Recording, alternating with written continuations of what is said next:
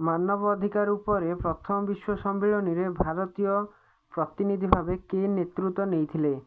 Option A Manmohan Singh, option B Farooq Abdullah, option C Dinesh Singh ଏବଂ option D Alam Khan.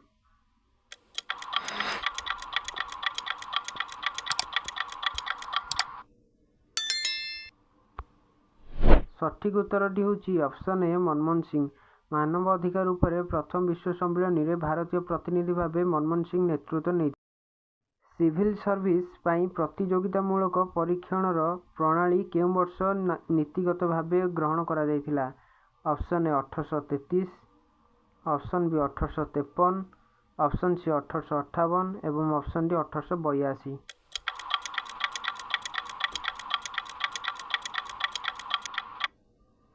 ସଠିକ ଉତ୍ତରଟି ହେଉଛି ଅପସନ୍ ବି 1853 ମସିହାରେ। 1853 ମସିହାରେ ସିଭିଲ ସର୍ଭିସ ପାଇଁ ପ୍ରତିଯୋଗିତାମୂଳକ ପରୀକ୍ଷଣ ପ୍ରଣାଳୀ ନୀତିଗତ ଭାବେ ଗ୍ରହଣ କରାଯାଇଥିଲା। କିଏ part time race car driver 1969ରେ ବକେଟ୍ ସିଟ୍ ଉଦ୍ଭାବନ କରିଥିଲେ? Option A Steve McQueen, option B Harrison Frazier, option C Paul Newman ଏବଂ option D John when.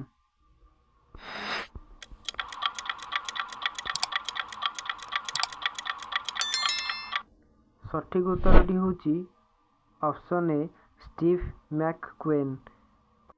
Steve McQueen part time race car driver 1969ରେ ବକେଟ୍ ସିଟ୍ ଉଦ୍ଭାବନ କରି କେଉଁ ଦଶନ୍ଧିରେ telephone ଉଦ୍ଭାବନ କରାଯାଇଥିଲା? ଅପସନ୍ ଏ 1850 ମସିହାରେ, ଅପସନ୍ ବି 1860 ମସିହାରେ, ଅପସନ୍ ସି 1870 ମସିହାରେ ଏବଂ ଅପସନ୍ ଡି 1880 ମସିହାରେ।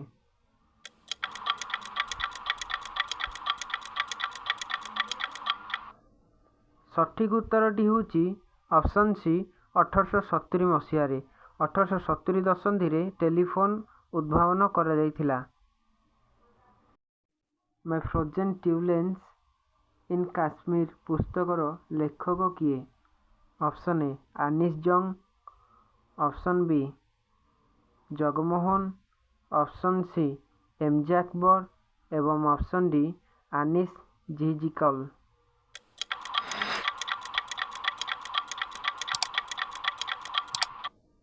ସଠିକ ଉତ୍ତରଟି ହେଉଛି ଅପସନ୍ ବି ଜଗମୋହନ।